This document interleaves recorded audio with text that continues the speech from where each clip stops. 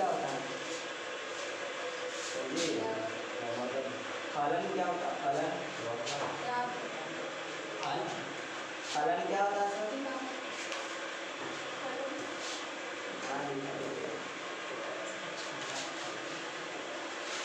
घात समीकरण नहीं बताए। देखिए घात के मतलब कौन सी था? घात के मतलब समीकरण के मतलब बराबर। समीकरण के मतलब बराबर। चिन्ह ये बराबर का है। द्वि के मतलब कौन सी होगा? अब पूछा जाएगा आपसे कि द्विघात समीकरण क्या करते हैं? कौन सा समीकरण? द्विघात समीकरण। तो समीकरण में लगाना है वैसा। समीकरण में क्या लगाना है? वैसा समीकरण। वैसा समीकरण जिसका घात कितना है? वैसा समीकरण जिसका घात कितना होना चाहिए? 2 होना चाहिए। यानी जिस समीकरण का घात 2 होगा उसे कौन समीकरण कहते हैं? द्विघात समीकरण कहते हैं। फिर हम लोग अगला चीज देखें कि आखिर द्विघात समीकरण कहते हैं तो द्विघात समीकरण रहेगा कैसा? द्विघात समीकरण तो उसको बोला गया द्विघात समीकरण का कौन रूप है? व्यापक रूप। द्विघात समीकरण का कौन रूप है? व्यापक रूप मतलब स्टैंडर्ड फॉर्म। जैसे कोई भी आदमी है तो बचपन वाला जो रूप है उसी को हम लोग व्यापक रूप कहेंगे। बचपन में ऐसा था, जैसे अगर कोई बचपन में है तो जेकर बचपन में 2 हाथ है, जवानी में 2 रहेगा, बस उसका कंधे को था तो बड़का हो जाएगा। 2 पैर है तो 2 पैर रहेगा, छोटा था का हो जाएगा, बड़ा जाएगा। यानी वही बॉडी में क्या होगा? परिवर्तन होगा, ना कि ओकरा में कोई चेंजिंग होगा। आगे चल के कोई हाथ अगर बचपन में जितना हुआ आगे चल के वो हाथ कटवा नहीं सकता है। होता है ऐसा, कुछ काम आदमी कर रहा है, देखा हाथ गया सही होगा। समझिए पहले से हाथ के वो था बट क्या आधा बचल है, क्वेश्चन आता है 1/2 1/3 1/4 ये भी बच सकता है। ये बात समझ आ रहा है? यानी व्यापक रूप समझ आ जाए। यानी जिस रोग का आप जन्म लिए, जिस रोग के जो शुरुआत में जो चीज रहता है उसी चीज को हम लोग किसी का कौन सा रूप कहते हैं? व्यापक रूप। और यहाँ पे देख रहे हैं द्विघात समीकरण का। तो द्विघात समीकरण ऐसे समीकरण द्विघात बहुपद पढ़े थे तो बतावल गया था कि सबसे पहले चर और अचर देखना। जेकरा चर के पावर देखा जाएगा, चर के पावर जितना रहेगा उसी को हम लोग घात कहेंगे। अब बताइए सबसे छोटा x है और x के पावर कितना लेना है? 2। यानी वैसा समीकरण जेकर घात में कितना है? 2 है। x स्क्वायर हो गया। अब फिर अकेले वो क्या रखेंगे? बस जो वो घात रहेगा कितना घात रहेगा उतना से चालू करेंगे, x घटते जाएंगे। तो बोलिए x के घात पहले के को रखेगा? 2 को घात रखेंगे, फिर अगला भाग में खत्म हो गया। अब हमको कह रहा है कि व्यापक रूप लिखना है तो हम बताए कि बस ABCD लगा दीजिए। आगे A फिर B फिर कौन सी C। अब सब को क्या कर लीजिए? ठीक है। अब ये ax square plus bx plus c ये हमारा द्विघात बहुपद है, लेकिन जब एक में बराबर लगा देंगे तो ये हमारा कुछ बन जाएगा? समीकरण बनेगा। और ये हुआ द्विघात समीकरण का कौन रूप है? व्यापक रूप। बोले क्या क्लियर है? अब इसके बाद द्विघात समीकरण का व्यापक रूप देखिए। इसके बाद क्या देखना है कि कौन द्विघात समीकरण है? बोलो 3x स्क्वायर बराबर 5 ये द्विघात समीकरण है कि ना? बोलिए है, क्योंकि घात कितना है? 2 है। अगला बोलिए 3x के पावर 5 बराबर x स्क्वायर ये द्विघात है कि नहीं? तो बोलिए घात कितना है? 2। लेकिन इन्हें घात कितना है? 5। अगर काटबू करेंगे तो घात इधर के को बचेगा? 1 को बचेगा, क्योंकि द्विघात समीकरण नहीं है। अगला बोलिए हम खाली करें x स्क्वायर द्विघात समीकरण है कि नहीं? बोलिए जल्दी बोलेंगे। द्विघात समीकरण नहीं बराबर में कितना दिए? 4। बोलिए अब द्विघात समीकरण है कि नहीं? x स्क्वायर बराबर 4 द्विघात समीकरण है कि नहीं है? बराबर नहीं है, इसके पहले नहीं था। तो बराबर देवल था देवे नहीं तो बराबर दे दीजिएगा। तो इससे पहले से नहीं था, इसलिए द्विघात समीकरण नहीं है। अब बराबर देखिए 4 के तो द्विघात समीकरण है। अगला बोलेंगे 5 का स्क्वायर द्विघात समीकरण है कि नहीं? नहीं है सर, जल्दी बोलेंगे। 5 स्क्वायर बराबर 1 बोले द्विघात समीकरण है कि ना? क्योंकि घात कितना है? 2 है। बस द्विघात समीकरण नहीं है, क्योंकि x के पावर देखना है ना कि y के पावर देखना है। बोले द्विघात समीकरण क्लियर हो गया। चलिए अगला देखेंगे। पहले द्विघात समीकरण लिख के डैश देंगे और देखेंगे वैसा समीकरण जिसका घात 2 हो, वैसा समीकरण जिसका घात 2 हो उसे द्विघात समीकरण कहते हैं।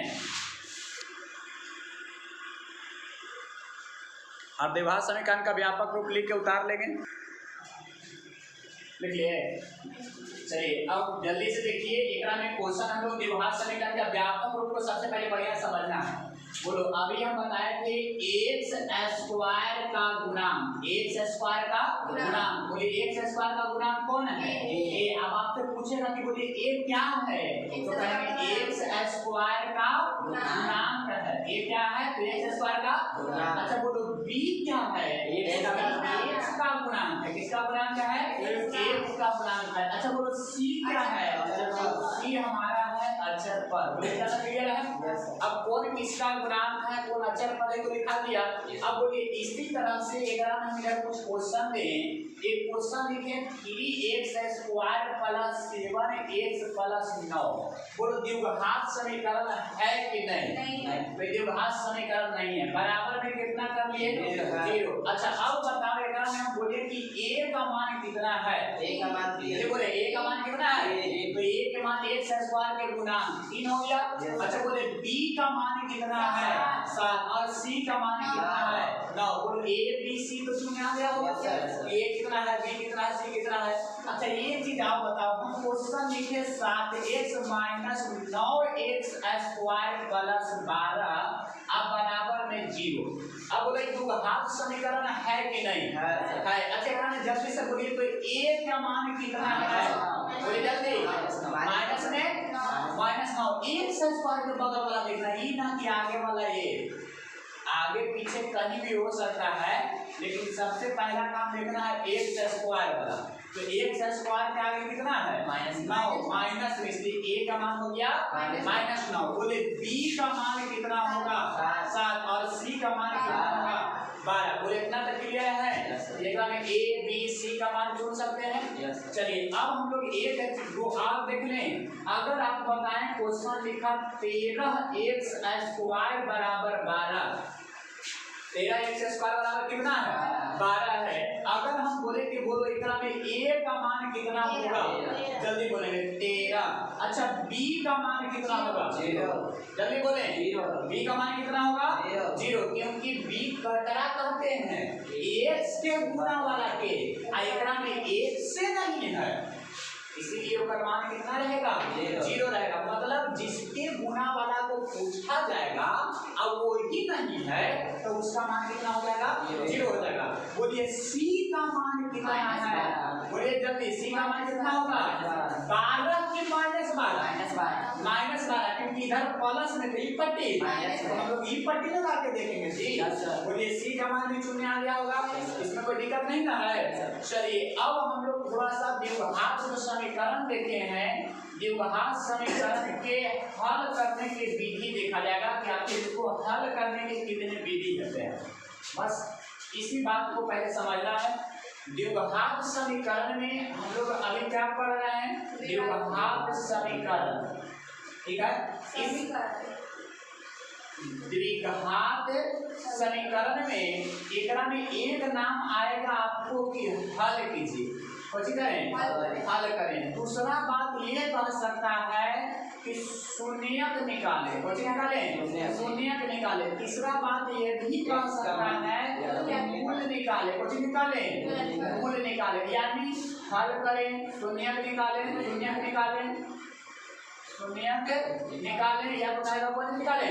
मूल निकालें या मूल ज्ञात करें, या डायरेक्ट कह सकता है कि x का मान ज्ञात करें, x का मान ज्ञात करें। तो इस सब एक के बाद होगा x का मान, यानी x बराबर जो भी मान निकलेगा a b c d, मतलब अंक 4 5 12 14, वही हमारा हल निकाल आएगा, शून्यक निकाल आएगा, मूल निकाल आएगा या x का मान निकाल आएगा। यानी x का वह मान जो पूरा समीकरण को 0 बना दे, पूरा समीकरण को कौन सा बना दे? 0 बना देता है। x के उस मान को ही किसी भी समीकरण का हम लोग शून्यक कह सकते हैं। यानी हम लोग को इसमें किसका मान निकालना होगा? x का। अच्छा बोलो हम कह दिए x का, अब क्वेश्चन दे रहेगा y के फॉर्म में, x का मान के जगह पर कितना मान निकालेंगे? y का। क्वेश्चन दे देगा जेड के रूप में, तो केकर मान निकालेंगे जेड के रूप में। तो बोलो हल या शून्यक या मूल इस बात समझ में आ रहा होगा। इस सब पूछो कहेगा तो समझिए कि केकर मान निकालेगा एक्स का मान निकालेगा। और एक्स के मान निकालने के लिए कौन समीकरण से चलना है द्विघात समीकरण में, और इसके कितना विधि है बस ही देखना है। द्विघात समीकरण के हल करने के तीन विधि है। बोलिए कितने विधि है? तीन विधि है। और तीन विधि में सबसे पहला नंबर जो विधि आप देखते इसका नाम है गुणनखंड विधि। गुणनखंड विधि, ठीक है। पहला विधि कौन है? गुणनखंड विधि। और जो सेकेंड नंबर है इसका नाम है पूर्ण वर्ग विधि।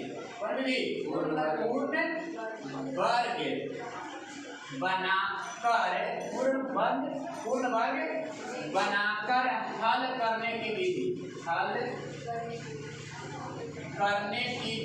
जिसका दूसरा नाम खाली कह सकते हैं पूर्ण वर्ग विधि। पूर्ण वर्ग विधि। और तीसरा नाम है द्विघात सूत्र विधि। अब ध्यान से देखिएगा पहले बात को। द्विघात सूत्र विधि, गुणनखंड विधि, पूर्ण वर्ग बनाकर हल करने की विधि या पूर्ण वर्ग विधि, और तीसरा नंबर कौन विधि है? द्विघात सूत्र विधि। यानी एक्स के मान निकालने के लिए तीन में से कोई एक को हमको उपयोग करना है। जेकरा में तीन को उपयोग करना है तो सबसे ज्यादा आसान अगर पड़ेगा तो द्विघात सूत्र विधि का पड़ेगा, द्विघात सूत्र विधि का। और द्विघात जो सूत्र निकलेगा ना वो निकलेगा पूर्ण वर्ग विधि से। यानी जो हम लोग के पास सूत्र आएगा निकल के उस सूत्र के से निकाला जाएगा पूर्ण वर्ग विधि से। हम लोग इसका सूत्र भी देखेंगे कि कौन विधि से पूर्ण वर्ग विधि से निकला तो कैसे निकलेगा, अब सूत्र इसका क्या होगा, ठीक है। तो पहले हमने को कौन विधि पढ़ना है? गुणनखंड विधि। आज हम लोग एक विधि को क्लियर करेंगे जिसका नाम कौन विधि रहेगा? गुणनखंड विधि। और गुणनखंड विधि से जब हल करे आ जाएगा तो फिर हम लोग चलेंगे वही क्वेश्चन, यानी जो क्वेश्चन लिखवाएंगे आप अगला बार फिर वही क्वेश्चन लेकर हम आ जाएगा कौन विधि से? पूर्ण वर्ग विधि से। आंसर वही आएगा। फिर अगर उसी क्वेश्चन को चलेगा कौन विधि से? द्विघात सूत्र विधि से, फिर आंसर वही आएगा। मतलब आंसर चेंज नहीं होगा, खाली विधि बनावे के नियम चेंज होगा। पूरे तक क्लियर है? अब समझ रहे हैं? थोड़ा सा जल्दी तो कर लेंगे। हल करने की विधि और विधि है तीन विधि। और पहला नंबर पर चालू करेंगे।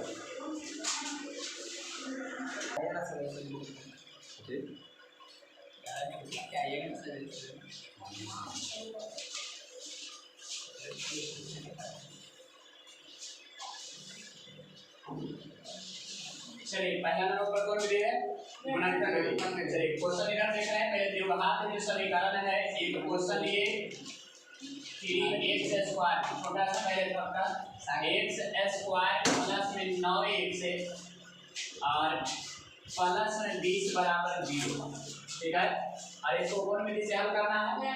गुणनखंड विधि। तो सबसे पहले गुणनखंड, थोड़ा सा गुणनखंड के बारे में समझेंगे कि गुणनखंड क्या होता है।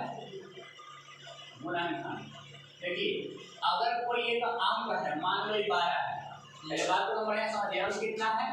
12। ये 12 अभी आपके लिए एक संख्या है कि नहीं? 12 एक संख्या है। और 12 एक संख्या है, ऐसे नहीं लिख सकते 3 गुना 4 तो 12 एक नहीं। अच्छा एक नाम यहाँ पर देखिए गुणनखंड में एक नाम को क्या है? खंड। गुणनखंड में एक नाम को क्या है?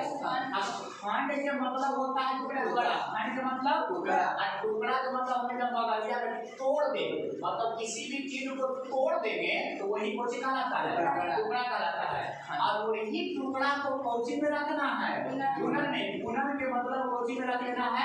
गुणा में। अगर दो टुकड़ा को गुणा में रखिएगा तब उसी को हम लोग क्या कहते हैं? गुणनखंड कहते हैं। अब बताओ पहला कि सर 12 है तो 7 गुना 5 ना लिखेंगे, 7 5 12, लेकिन 7 5 के गुना करे से कौन आना चाहिए? 12 ना तो बड़ा आएगा नहीं आएगा। तो ये गुणनखंड ना होगा, गलत होगा। बोले गुणनखंड समझ आ रहा है? यानी किसी भी क्वेश्चन को जब एक क्वेश्चन रहेगा यानी एक समीकरण रहेगा और तोड़ के क्यों कर लेंगे? दो को और दोनों के कोची में रखेंगे? गुणा में। तब वही हमारा कोची कहलाएगा? गुणनखंड कहलाएगा। अब इसीलिए ये बताइए यहाँ से यहाँ तक हमारा एक क्वेश्चन है और ये हम लोग किस भाग में बांटेंगे? दो भाग में। तो बांटने के लिए रूल देखना, अगला के अब पिछला के एकदम छोड़ देना है। तो अगला पिछला के छोड़ दो, एक्स स्क्वायर चिन्ह के चिन्ह, अब प्लस में कितना 20 बोले रह गया, बराबर में हमने के 0 में छोड़ दिए। अगला पिछला के छोड़ दो, अब पिछला के तोड़ दो, क्योंकि तोड़ना ही तो गुणन करता, सब पिछला के तोड़ दो। लेकिन तोड़ने का कंडीशन जोड़ के 9 आवे, लेकिन वही अंक के गुना कर देता कितना आना चाहिए 20, मतलब जोड़ देता 9 और गुना कर देता 20। एक के दो अंक संख्या लेना है, पूरे अंक संख्या लेना है, जिसको गुना करके 20 और जोड़ के 9। अब यहाँ से खूब बढ़िया समझना, अगर जोड़ है तो जोड़ के 9, लेकिन अगर जब घटाव रहेगा घटाव के 9 यानी पिछले वाला चिन्ह देखना है। अगर प्लस रहेगा तो जोड़ के 9 और माइनस रहेगा तो घटाव के 9। आइए अगर पढ़े आ गया तो थोड़ा सा लगेगा कि क्वेश्चन बतिया रहा है हमरा से कि जोड़ना है कि घटाना है, तो ये सब पूछना कि बोल जोड़ के 9 की घटा के 9, तो ये क्वेश्चन के अनुसार घटा के 9। अब बोलो जोड़ के 9 की घटा के 9, जोड़ के 9, तो हमारा क्वेश्चन यही ना था जी। तो बोलिए जोड़ के कितना लाना है 9 और घटा के गुना करके कितना लाना है 20। तो बताइए हम लोग को 9 के ना 2 भाग में तोड़े पड़ेगा, 9 के कितने भाग में तोड़े पड़ेगा, और 2 भाग में जोड़ने के लिए 9 के पहले बस ध्यान रखना ऐसा कोशिश करो कि आधा आधा बट जाए। तो सर 9 के तो आधा आधा नहीं बटेगा, तो ये को के एक आध कम है, ये को के एक आध ज्यादा दो। जैसे मान लो ये को देते हैं 5 है, ये को देते हैं कितना, अब देख लेना गुना करा के 5 4 तो 9 आएगा, लेकिन 5 और 4 के गुना करेंगे तो क्या पीछा जाएगा। मेरा मतलब यही सही है, 5 और कितना तो 9 के भाग में तोड़े, 2 भाग में एक को के दिए 5 है, एक को के 4, एक बगल वाला जो धोती कुर्ता है पहना किया तो करिए। अब बताओ जो भाग 3 टर्म में था और दूसरे टर्म में बन गया है 4 टर्म में, तो जोड़ा लगाओ। जोड़ा मतलब के को, जोड़ा मतलब के को, तो ये 2 गो इधर और 2 गो इधर रह गया। अब कॉमन एक नाम आएगा, एक नाम क्या आएगा कॉमन। तो बस बात समझना, कॉमन के मतलब जरा कुछ समझ में नहीं आता है बस समझना ही होता है। कॉमन के मतलब होता है भाग देना, मतलब आप जो अंक को कॉमन कर रहे हैं उसी अंक से सब में क्या पड़ेगा भाग पड़ेगा।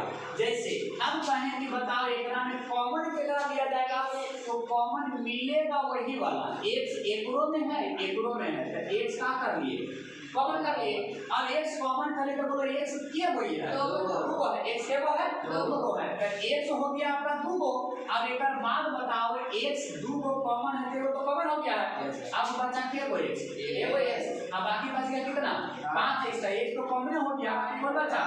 बस अब ध्यान रखना कि जे है तो लागे रहा घर का, तो x + 5 जैसा है वैसे लिख लीजिए एक बार फिर से।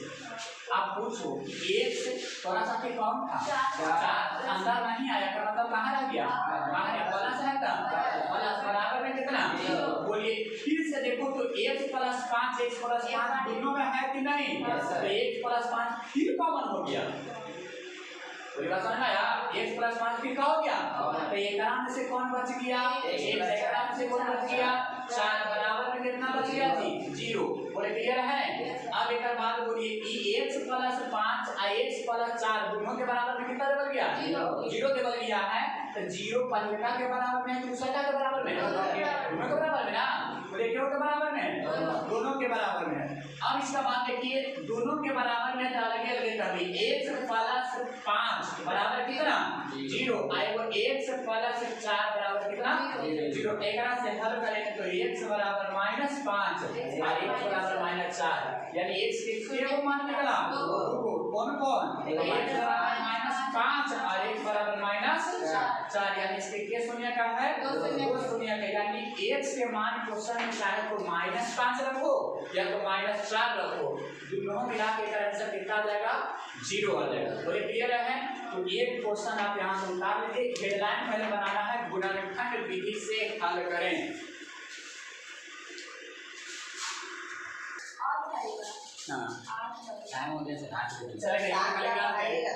क्वेश्चन क्या है, x² + 16x + 48 बराबर में कितना 0, कोई भी किसी हल करना है गुणनखंड विधि को। हम सबसे पहला काम क्या बताएंगे, अगला को छोड़ दो, एक्स स्क्वायर पिछला को भी छोड़ दो, कितना 48। अब बराबर में कितना देगा? अच्छा बीच वाला कितना 16। तो हम बोले कि 16 को के भाग में बांटना, ई तो आधा आधा बन जाएगा ना, 8 और 16 आ जाएगा। लेकिन क्या 8 के गुना करके तो बन जाएगा नहीं। तो लेकर आगे कंडीशन क्या बढ़ाना है कि एक को के बढ़ा दो, एक को के घटा दो। 9 से 63 यो नहीं आएगा, आओ बढ़ाओ, एकरा 10 तो एकरा 6, अभी 60 पर पहुंचे, और बढ़ाओ 11 अब 5, आओ बढ़ाते हैं 12 अच्छा अब आ गया, यानी 12 कितना पर टूटेगा 4 पे, तो 12 को x अब प्लस में दे दो, वो एक के का वो के जोड़ा लगाना है, दो को के, तो बताओ दोनों में कौन मिल रहा है x, तो x कॉमन कर लिए। अच्छा बोलो x के को था दो को था, एक को निकाल गया तो के को बच गया, एक को एकरा में था 12 और कौन x, 12 और x, तो बोलो x तो कॉमन हो गया, तो बच गया था 12। अब बताओ कहानी सुना, जैसा हला हो कुटुम वैसा मिला हो कुटुम, x प्लस 12 मिला तो इधरों मिलेगा x प्लस कितना 12। अब x से पूछना तुम्हारे साथ कौन चार था, तब तू आया और 4 कहाँ गया, 4 कहाँ ना गया होगा, 4 के पहले चिन्ह क्या है और लास्ट में क्या है 0। बोलिए ये दोनों देखिए तो x प्लस 12 एक ही जैसा है, तो फिर से कहो कि x प्लस 12 हमारा क्या हो गया कॉमन, और आगे बच गया x और पीछे बच गया 4।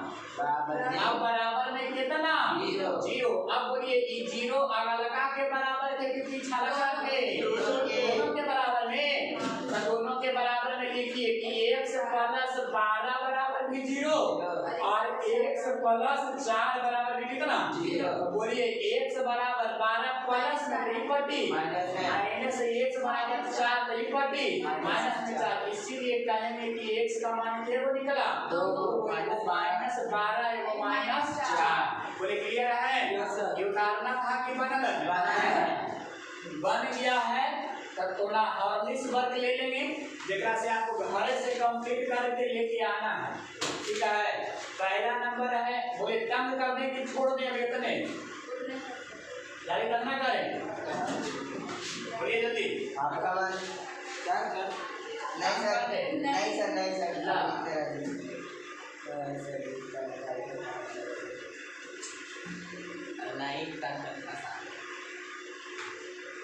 काहे बोल रहे हैं, अरे राम सर अभी उतना नहीं दिया, सर कहीं रूट 2 दी x कहाँ गया,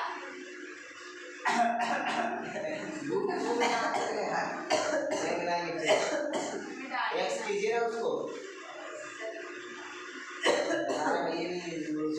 लेना एक्स दे दी इतना हमने किसी को ही कहा था टीम पढ़ना है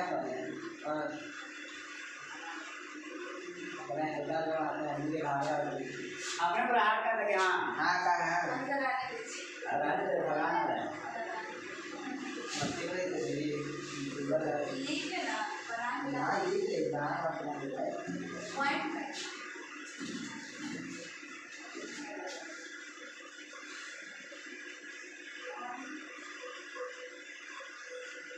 ये बारे में बताना काले कैलकुलेट कर रहे हैं मेरे जैसे क्या बने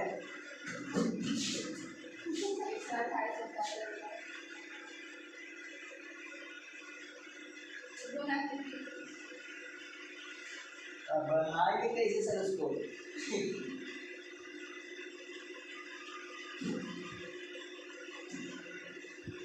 ऐसी कर रहे हैं 2.8 पर करंट बना रहे हैं और उसे इंतजार नहीं कर सकते सर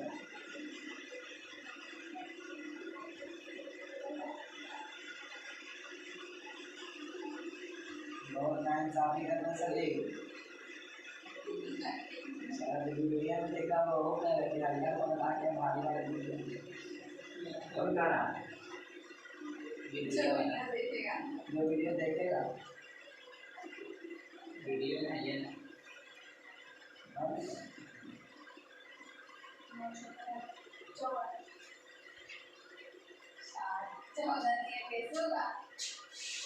इससे भी बनी का दिए हाँ ऊपर ना है वो ऊपर लगना है वो हाँ यहाँ नीचे खाली बोर्डे है तो लगता ही ना रहा है इससे चालू ऐसे मारो